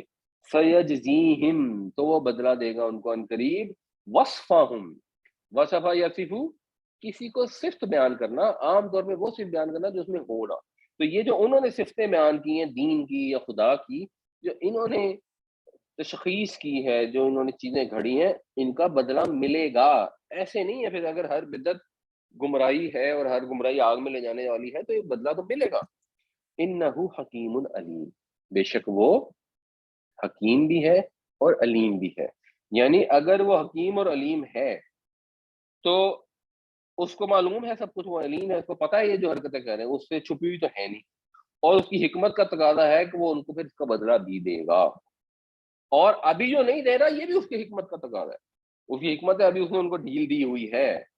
تو یہ کوئی نہ سمجھے کہ ہم جن بدعتوں میں پڑے ہوئے ہیں، جو ہم نے جھوٹ گھڑے ہوئے ہیں اور دین کو کنفیوز کر دیا، اور ایونچولی مثلا مشرکین مکہ اس کو شرک کے اوپر لے آئے، اور اس کو دلیل صرف یہ تھی کہ بھائی ہمارے باپ دادا یہ کرتے تھے، ہمارے باپ دادا یہ کرتے تھے، تو بس ہم نے بھی ایسے ہی کرنا ہے، تو یہ نہ سمجھے کہ اس کا بدلہ نہیں ملے گا۔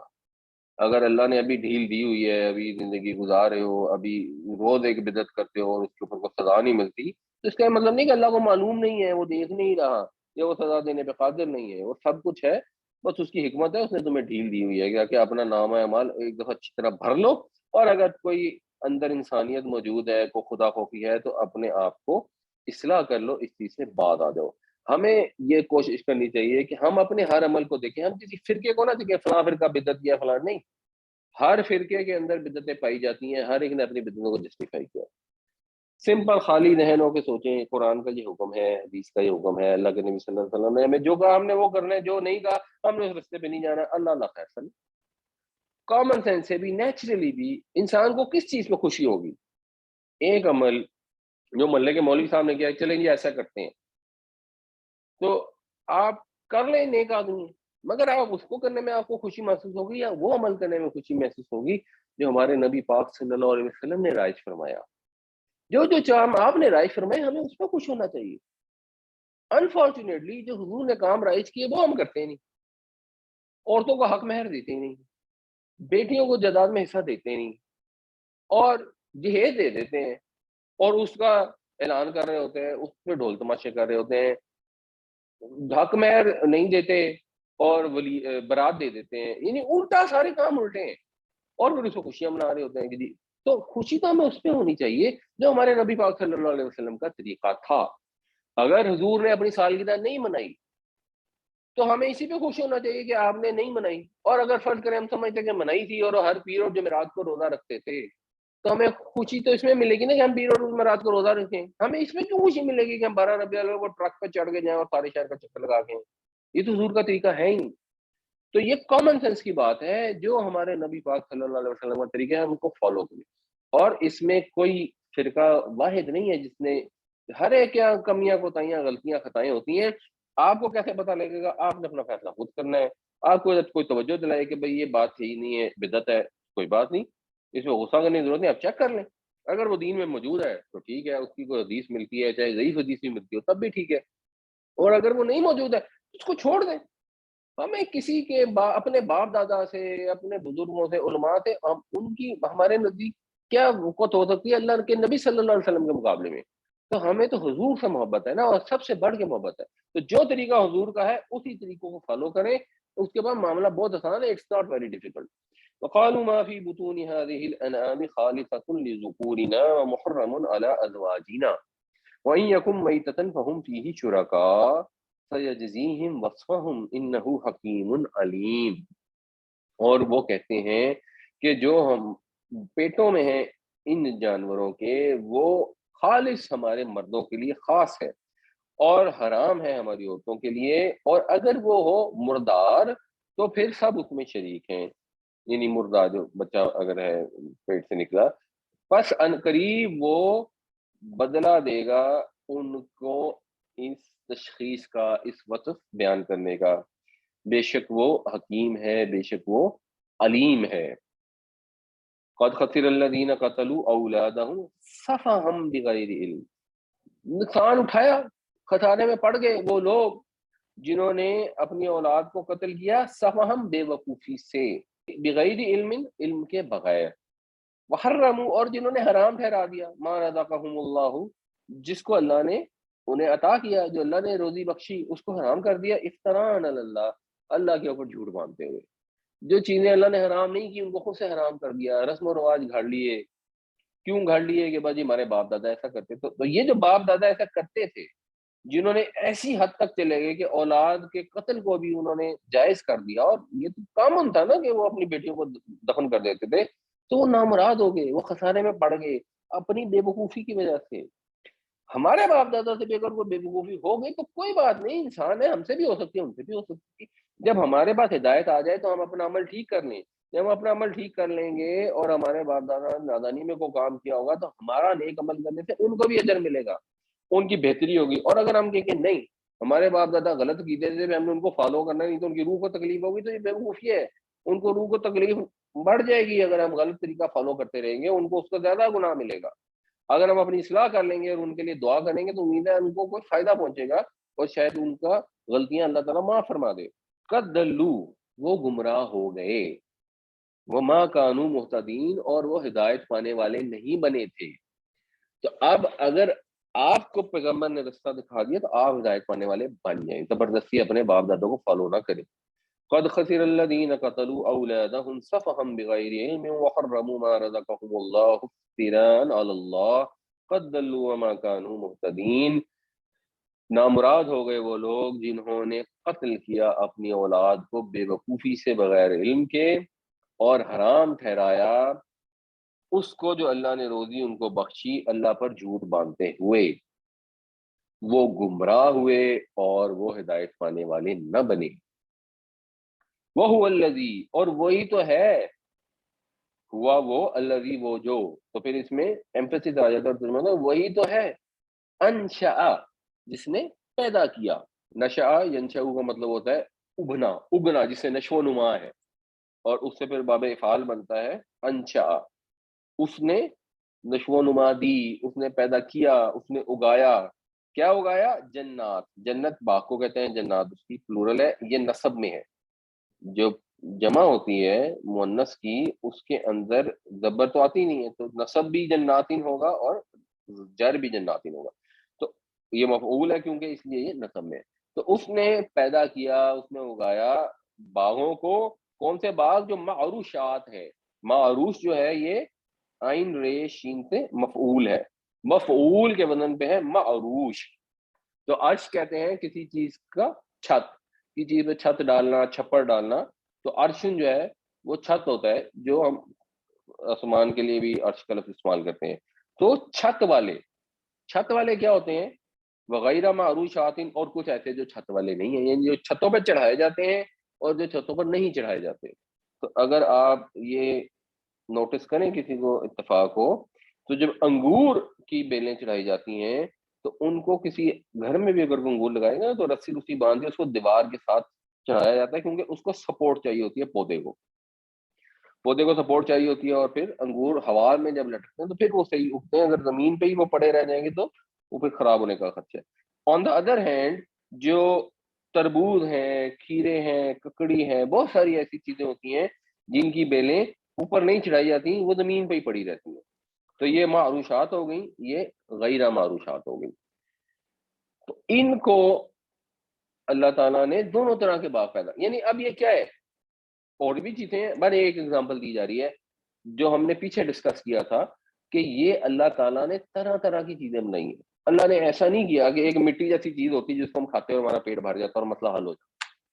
اللہ تعالیٰ نے انسان کے جسم میں فولاد کی بھی ضرورت رکھی ہے، فاسفورس کی بھی رکھی ہے، پروٹین کی بھی رکھی ہے، کاربوہائیڈریٹس کی بھی رکھی ہے، مختلف ضروریات رکھی ہیں. ان کے لیے پھر مختلف چیزیں پیدا کی ہیں. ان کے رنگ بھی فرق ہیں، ان کی ٹیسٹ بھی فرق ہے، ان کی خوشبو بھی فرق ہے. یہ کیوں ہے؟ تاکہ ہماری جو استھیٹک ہے اس کی بھی تسکین ہو سکے. تو جب ہماری استھیٹکس کی اس سے تسکین ہوگی تو کیا فائدہ ہوگا؟ فائدہ یہ ہوگا کہ ہم پہچانیں گے.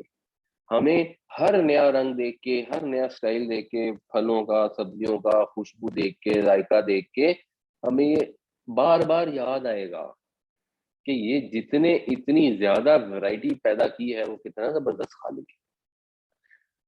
اس کی وہ ہمیں کوئی اس کی حاجت ہم سے تو وابستہ ہے نہیں، لیکن اس نے ہمارے لیے کتنی نعمتیں دی ہیں. اگر ایک ہی ہوتی نا، ایک ہی طرح کی روٹی اور دال ہوتی، بس صبح شام وہی کھاتے رہتے، تو یہ جذبہ احساس اتنا نہ ہو پاتا جتنا اب ہونا چاہیے کہ ہمارا رب کتنا فیاض ہے، کتنا کریم ہے، کتنی اس نے ہمیں چیزیں عطا کی ہیں. اور ہم یہ بھی دیکھتے کہ کتنا قادر ہے، کیسے اس نے ایک مٹی، ایک پانی، ایک ہوا سے کس طرح زبردست طرح طرح طرح کی چیزیں پیدا کر دی ہیں.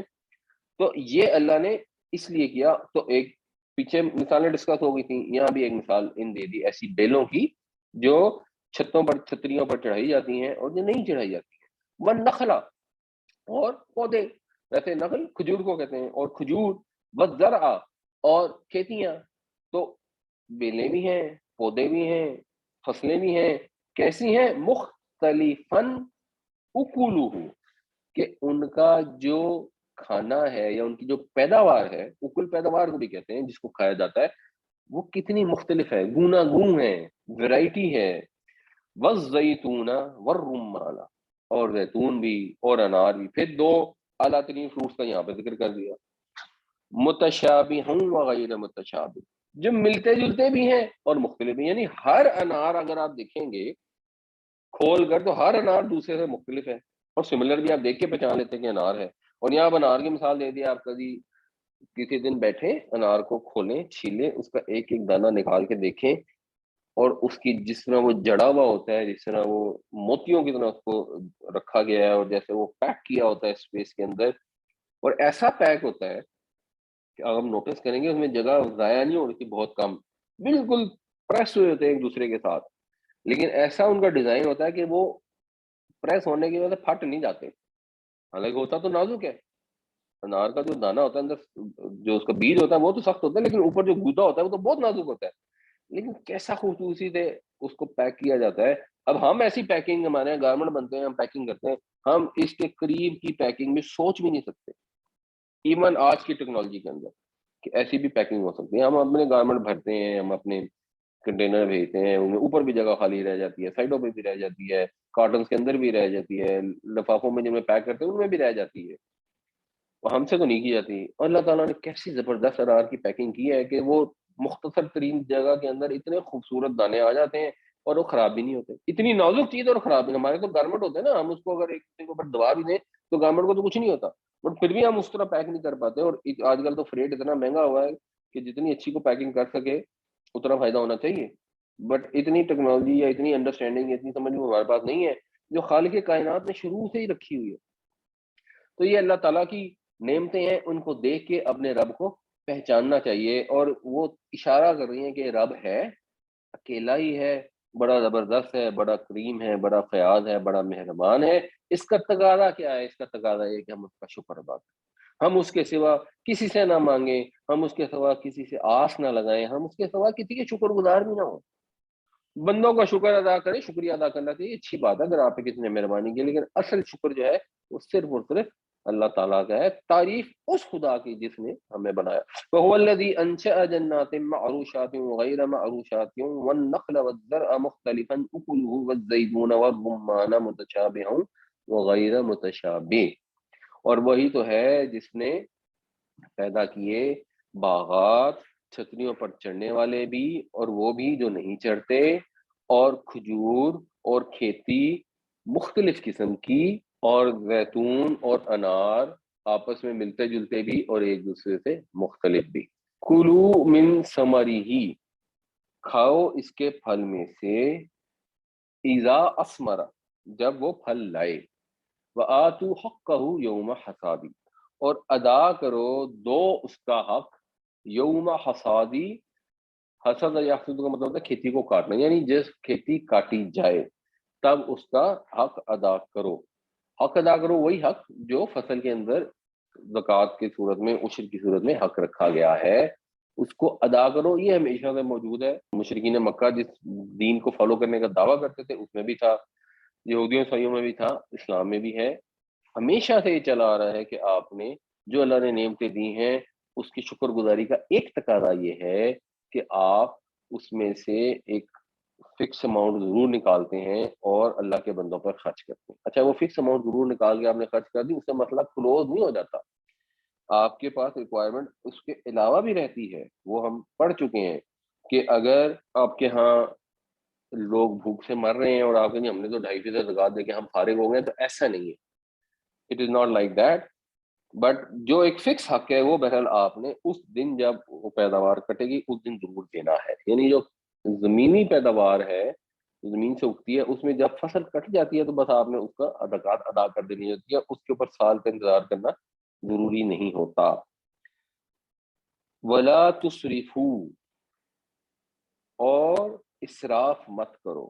یعنی اب آپ نے حق ادا کرنا ہے، چاہے اپنے گھر والوں کا، اپنے پڑوسیوں کا، لیکن اس میں بھی آپ نے اسراف نہیں کرنا، فضول خرچیاں نہیں کرنی. انہ لا يحب المسرفین، اللہ تعالیٰ فضول خرچی کرنے والوں کو پسند نہیں فرماتا. کلوا من ثمرہ اذا اثمر وآتوا حقہ یوم حصادہ ولا تسرفوا انہ لا يحب المسرفین.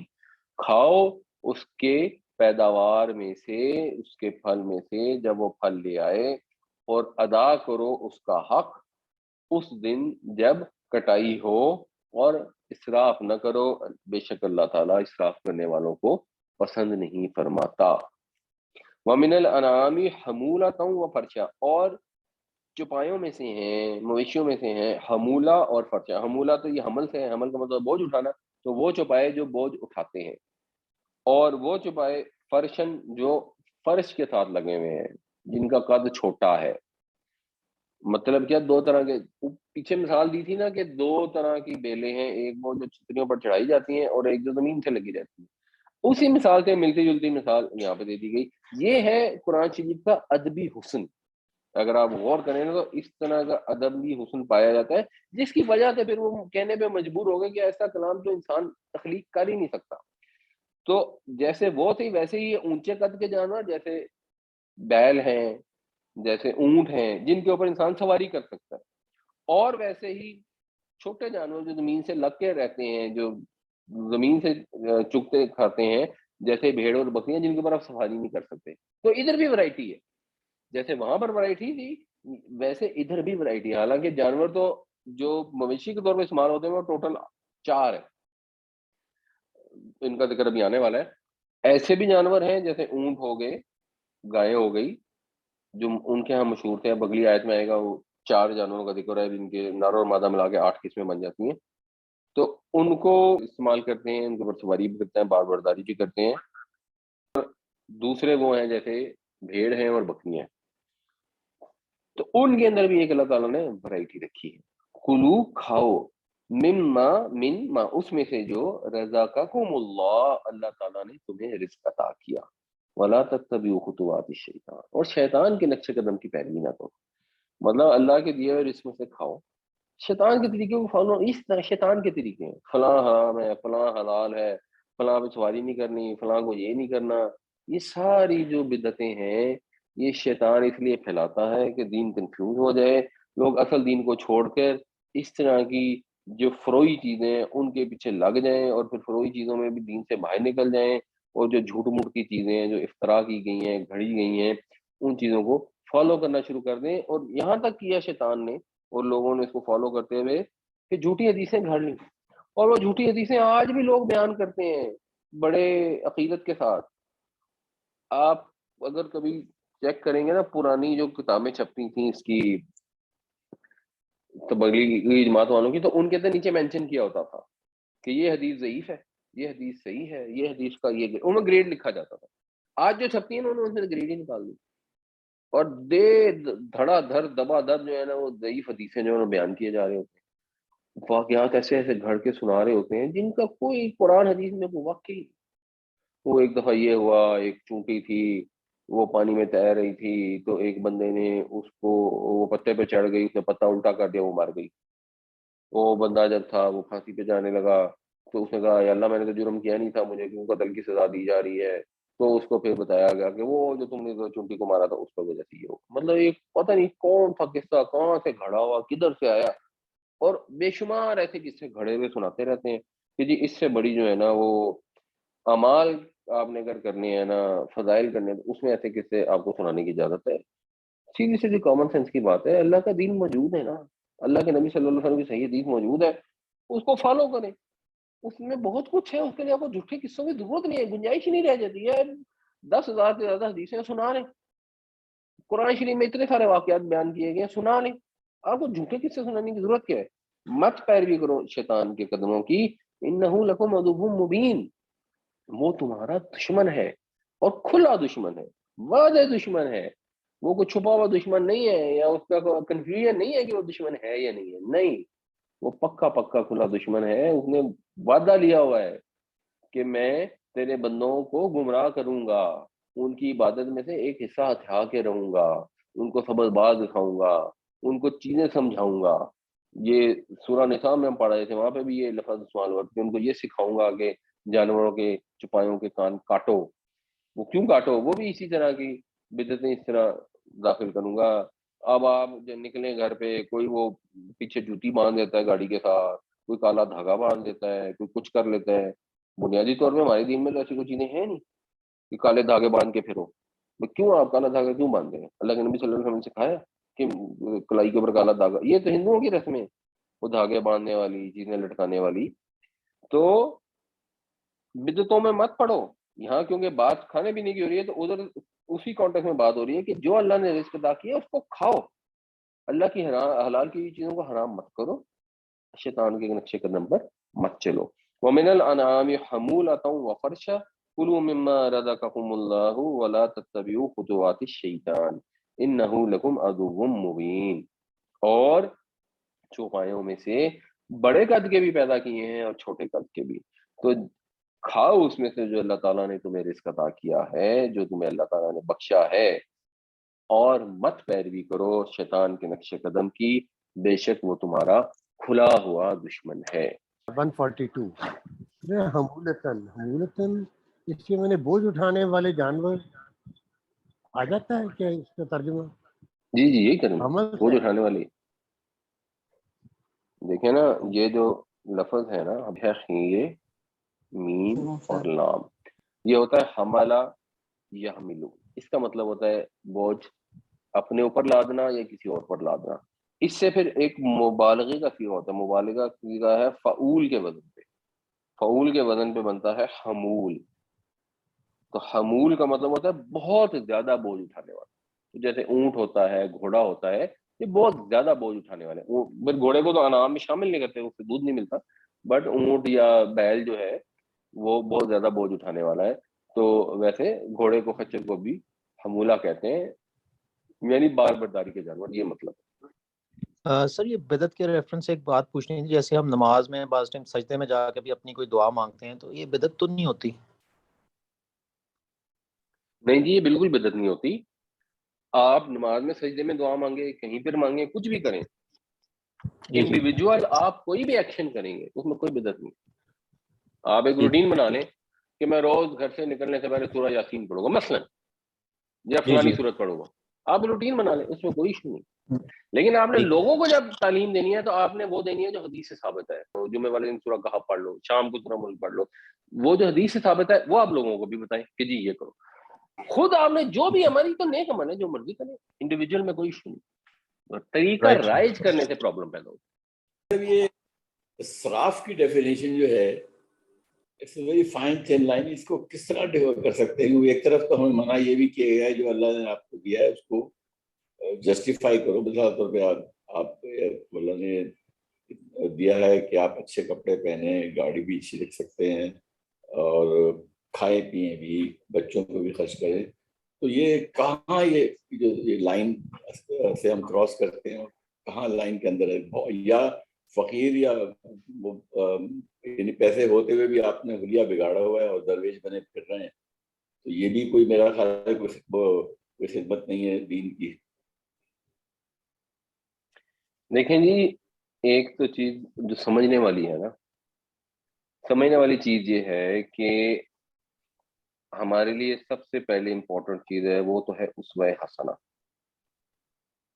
اسوہ حسنہ ہے کہ نبی کریم صلی اللہ علیہ وسلم تو اپنے اوپر خرچ بہت کم کرتے تھے، اچھا ٹھیک ہے، لیکن ایک فرق یہ تھا کہ آپ اپنے پاس کچھ رکھتے بھی نہیں تھے، تو حضور نے مال ہی نہیں کبھی اپنے پاس رکھا اور اپنے اوپر خرچ بھی نہیں کرتے تھے۔ اس کے بعد دو قسم کے ہمیں ملتے ہیں، آپ سمجھ لیں پرسنالٹی، کہ حضرت ابو بکر رضی اللہ عنہ جب حاضر ہوئے اور انہوں نے اپنے سارے گھر کا سامان لے آئے تو حضور بڑے خوش ہوئے اس کے ہوئے، اور ایک اور صاحب آئے اور انہوں نے ایک سونے کا بڑا سا ٹکڑا دیا اور حضور نے پوچھا تمہارے پاس کیا ہے، تو اس نے کہا یہ بات یہی تھا میرے پاس، تو حضور نے اس کو واپس دے دیا کہ نہیں کل کو تم مانگتے پھرو گے لوگوں سے۔ تو انسان کی اپنی جو کیپیسٹی یا ہمت ہے اس کے حساب سے اس کو فیصلہ کرنا ہے۔ یہ تو طے ہے کہ جو ضرورت سے زائد ہے وہ خرچ کر دینا چاہیے۔ حضرت ابو بکر تو ضرورت کا بھی سامان لے کے آ گئے، تو آپ کی موجودہ ضرورت اور مستقبل کی ضرورت کے حساب سے ایک تو آپ کو اپنے پاس پیسے رکھنے چاہیے، اگر آپ میں حضرت ابو بکر جیسا جذبہ نہیں ہے۔ کچھ لوگوں میں ہوتا ہے، آج کے دور میں بھی عبدالستاریدی نے اپنے اوپر کوئی خرچہ نہیں کیا، نہ اپنے لیے کوئی پیسے رکھے، وہ جو بھی تھا ان کی وہ چلتی تھی۔ یہ لیاقت علی خان تھے، اتنے بڑے نواب تھے، وہاں سے یہاں آ گئے، یہاں پہ کوئی انہوں نے کوئی جائیداد کوئی کلیم نہیں کیا، کچھ نہیں لیا، اللہ پہ توکل کیا، اور وہ جب فوت ہوئے تو ان کی بنیان میں بھی رفو ہوئے ہوئے تھے اور موزوں میں بھی رفو، پھٹی ہوئی بنیانیں، پھٹی ہوئی جرابیں پہنی ہوئی تھی، ویسے وزیر اعظم تھے۔ تو لوگ آج کے دور میں بھی ایسے ہمت والے حوصلے والے ہوتے ہیں، تو اگر آپ ہمت حوصلے والے ہیں تو پھر تو صحیح طریقہ یہ ہے کہ نبی کریم صلی اللہ علیہ وسلم کو فالو کریں۔ اچھا اب اتنی نہیں، آپ نے کہا نہیں ہمیں کچھ پیسے سیو کرنے ہیں، تو اب آپ مال ہے اللہ نے دیا ہوا تو آپ پھٹے پرانے کپڑے نہیں پہن سکتے، اب بالکل ہی گھٹیا قسم کے کپڑے نہیں پہن سکتے، لیکن اس کا یہ مطلب نہیں ہے کہ مثلا آپ نے ارمانی کے سوٹ پہنے یا برانڈیڈ کپڑے ضرور پہنے، نہیں، جو حکم دیا گیا ہے وہ کہ آپ کو اللہ نے جو مال دیا اس کا اثر آپ کی پرسنالٹی پہ آنا چاہیے، تو آپ صاف ستھرے ریزنیبل کپڑے پہنے، گھٹیا کپڑے نہ پہنے، مگر برانڈیڈ کپڑے پہننے کی ضرورت نہیں ہے۔ اگر آپ کے پاس گاڑی ہے اور آپ کی پاس ایک ریزنیبل گاڑی ہے دیٹ از فائن، اب آپ نے اس سے مہنگی گاڑی اس سے مہنگی گاڑی سے مہنگی گاڑی رکھنی ہے تو وہ آدمی کو خود بھی ایک آئیڈیا ہو جاتا ہے۔ کچھ چیزیں یہ ہیں جہاں کنفیوژن ہوتی ہے کہ اسراف میں آتا ہے کہ نہیں آتا۔ آپ گھر میں کھانا بنا رہے ہیں، آپ روز گوشت پکا رہے ہیں، اب آپ کو کنفیوژن ہوگی کہ روز گوشت کھانے کی مجھے اجازت ہونی چاہیے یا نہیں ہونی چاہیے۔ Yes it can be confusing, لیکن بہت ساری چیزیں ہوتی ہیں ان میں کوئی کنفیوژن ہوتی ہی نہیں۔ آپ بچوں کی شادی کر رہے ہیں اور 2 لاکھ روپے کا جوڑا بنوا رہے ہیں جس نے زندگی میں کبھی دوبارہ استعمال نہیں ہونا، یہ تو بالکل کرسٹل کلیئر اسراف ہے، اس میں تو کوئی کنفیوژن نہیں ہے۔ تو جو کرسٹل کلیئر چیزیں ان کو تو بندہ رکے نا، ان کو تو بندہ ترک کر دے نا، ان کو تو چھوڑ دیں، آپ کم از کم انہیں تو چھوڑیں۔ اس کے بعد آپ دیکھیں کہ اچھا جی ہم کہاں کہاں ممکن ہے، کوشش یہی ہونی چاہیے کہ ہم اسوہ حسنہ کی طرف جانے کی ٹرائی کریں۔ ہم یہ نہ کریں کہ ہم بس جسٹیفیکیشن لے لیں۔ ایک میں آپ کو اس کی مثال بتاتا ہوں، ایک حضرت امام مالک کے متعلق یہ مشہور ہے کہ جی وہ جو ایک کپڑا پہنتے تھے نا دوبارہ نہیں پہنتے تھے، تو اب لوگ کہتے ہیں کہ ہم تو اس لیے مہنگے مہنگے اور اچھے اچھے کپڑے پہنتے ہیں کیونکہ حضرت امام مالک پہنتے ہوتے تھے، اب اس کو وہ جسٹیفائی کرتے ہیں۔ حالانکہ سوچنے والی بات یہ ہے کہ اصل اس میں حسنا امام مالک ہے یا نبی کریم صلی اللہ علیہ وسلم ہے. تو نبی کریم صلی اللہ علیہ وسلم تو مہنگے سے مہنگا کپڑا نہیں پہنا کرتے تھے, کبھی کبھار ایک آدھ دفعہ پہن لیا تاکہ امت کے لیے راستہ بند نہ ہو, امت کو اجازت ہے. پھر آپ اس کی تحقیق کرتے ہیں تو پتہ لگتا ہے کہ حضرت امام مالک کیا کرتے تھے کہ وہ کیونکہ استاد تھے, مدینہ میں بہت خوشحالی تھی, لوگ ان کی بڑی رسپیکٹ کرتے تھے, تو لوگ ان کو تحفہ لا کے دیتے تھے. تو جب وہ لوگ کوئی تحفہ لا کے دیتے تھے تو وہ ان کی دل آزاری نہیں کرتے تھے, اور وہ جو لباس دیتے تھے وہ استعمال کر لیتے تھے. اچھا, جب وہ استعمال کر لیتے تھے اس کے بعد کیونکہ اور لگے ہوتے تو وہ ایک دفعہ پہنا ہوا کپڑا کسی مستحق کو دے دیتے تھے. تو اس طرح ان کے ایک دفعہ پہننے سے لوگ ان کو لا کے دیتے رہتے تھے اور غریبوں کو اچھے کپڑے ملتے رہتے تھے. تو یہ ایک ان کا طرز عمل تھا. یہ اس میں یہ کہیں بھی نہیں ہے کہ آپ جائیں فضول خرچیاں کریں. اب وہ ایک اسپیشل سچویشن ہے, اس کو ہم اپنے اوپر اپلائی کر لیتے ہیں اور مہنگے ترین کپڑے لے کے پہنتے کرتے تھے. امام مالک بھی کرتے تھے, ہم بھی کرتے ہیں. تو رول یہ رکھنا چاہیے کہ نبی صلی اللہ علیہ وسلم کو اسوہ کیا ہے, ہمیں گائیڈ لائنس کیا دی گئی ہیں, ہمارے ملک میں سچویشن کیا ہے. میں نے آپ کو پہلے بھی مثال دی تھی کہ ایک شخص نے اپنے گھر کے اوپر ایک گنبد بنا لیا اور نبی صلی اللہ علیہ وسلم ناراض ہو گئے, انہوں نے اس سے بات تک نہیں کی. اور بعد میں جب اس کو سمجھ آئی, صحابہ نے دوسرے نے سمجھایا, اس نے جا کے اس گنبد کو گرایا. لیکن آن دا کانٹرری آپ دیکھیں تو قرآن شریف میں ذکر آتا ہے حضرت سلیمان علیہ السلام نے ایسا عالی شان محل بنایا کہ وہ بلقیس ملکہ آئی اور وہ حیران پریشان رہ گئی, وہ سمجھ ہی نہیں سکی کہ ایسے زبردست ٹیکنالوجی اور اتنا جس کو کہنا چاہیے گرینڈ قسم کا وہ تھا. کیوں؟ کیونکہ وہاں اس ماحول میں, اس معاشرے میں بھوکے لوگ نہیں مر رہے تھے.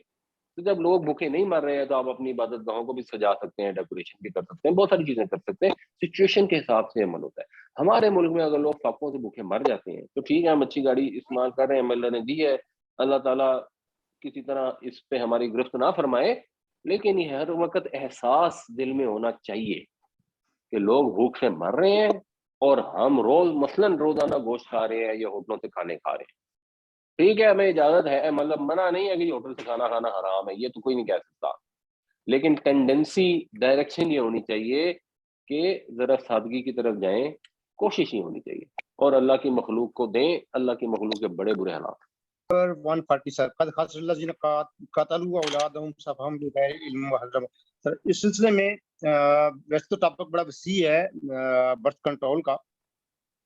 اچھا, اس میں میرا صرف سوال یہ ہے کہ وہ جو بھی طریقے ہیں اس سے ہٹ کے کہ اگر پریگننسی ٹھہر جاتی ہے تو اس کے باوجود بھی کچھ لوگ جو ہے نا اس کو ابارشن کروا دیتے ہیں نا جی, تو آیا وہ اولاد قتل میں آتی ہے چیز؟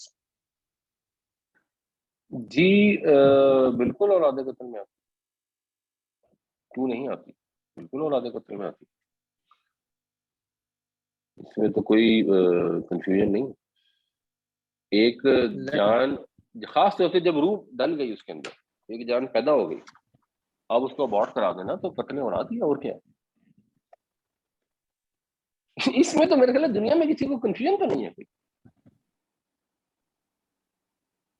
اس میں روح آ گئی, اس کا دل دھڑکنا شروع ہو گیا, اب آپ نے اس کو قتل کر دیا تو قتل اولاد ہی ہے. ہاؤ کین سمبڈی سے کہ یہ قتل نہیں ہے؟ اس میں تو دین کے نالج کی ضرورت نہیں ہے, تو کامن سینس کا سوال ہے. جب تک روح داخل نہیں ہوئی, شروع کے 3 ہفتے یا 4 ہفتے کا جو پیریڈ ہوتا ہے, جس میں کہتے ہیں کچھ فقہ والے کہتے ہیں کہ اس پیریڈ میں اس کی اجازت ہے. اگر کوئی ایکسٹریم کیس ہو, خدا نہ خواستہ کہیں ریپ کا کیس ہو گیا, تو اس کے اندر انہوں نے کہا کہ اچھا جی, مالکی یہ کہتے ہیں کہ جی 4 ہفتے کے اندر آپ ابارٹ کرا سکتے ہیں. چلو وہ میں بھی اس میں ایک لاجک سمجھ آتی ہے.